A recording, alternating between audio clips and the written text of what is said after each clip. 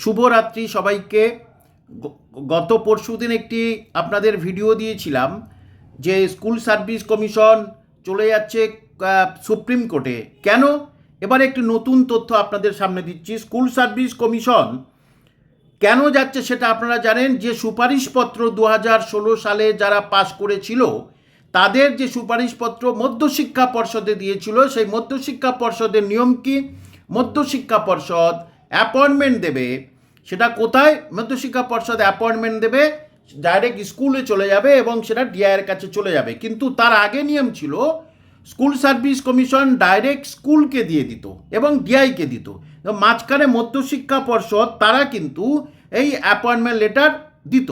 এবং যে school service commission যতজনকে সুপারিশ করেছে তার অন্তত দেড় গুণের মতো, আজকের খবর, 1.5 গুণের মতো বেশি মানে চাকরি পাইয়ে দিয়েছে ওই মানে আপনার মধ্যশিক্ষা পর্ষদের গ্রুপ ডি কর্মীরা যোগ সাজকে করে দিয়েছে। কি হয় ওখানে? পুরোপুরিভাবে ওখানে সব অ্যাপয়েন্টমেন্ট লেটারের একটা ছাঁচ থাকে, ফর্ম থাকে, সেখানেই শুধু রোল নম্বর এবং স্কুলের নাম এবং SC ST আর তার নিজের নাম দিলেই হয়ে গেল, ব্যাস।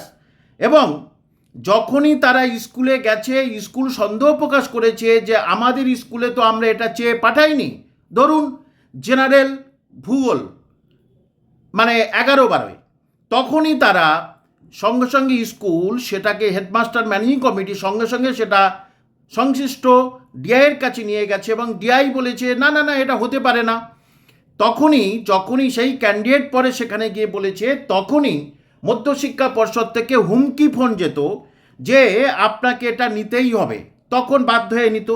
এইভাবেই অত্যধিক বেশি হচ্ছে নিয়োগ দেওয়া হয়েছে। এবং সুপ্রিম কোর্টে কি হতে চলেছে দেখুন পরিষ্কার করে। যদি দুজনের তথ্য না মেলে, সুপারিশপত্র এবং অ্যাপয়েন্টমেন্ট লেটার যদি না মেলে, তাহলে কিন্তু পুরো প্যানেলটা ক্যান্সেল হবে। কেন? যে সিভিল অ্যাপিল 1636/2012, সেখানে union of India and ANR versus Raghubar Pal সিংয়ের একটি কেস হয়েছিল, ঠিক একইভাবে কেস হয়েছিল। এবং এর যে অন্তিম ফল বার হয়েছে সেটা 2024-এ, এই রিসেন্টলি বার হয়েছে এর রায়। সেখানেই সব চাকরি বাতিল করা হয়েছে, অর্থাৎ সুপারিশপত্রের সঙ্গে অ্যাপয়েন্টমেন্ট লেটারের মিল নেই।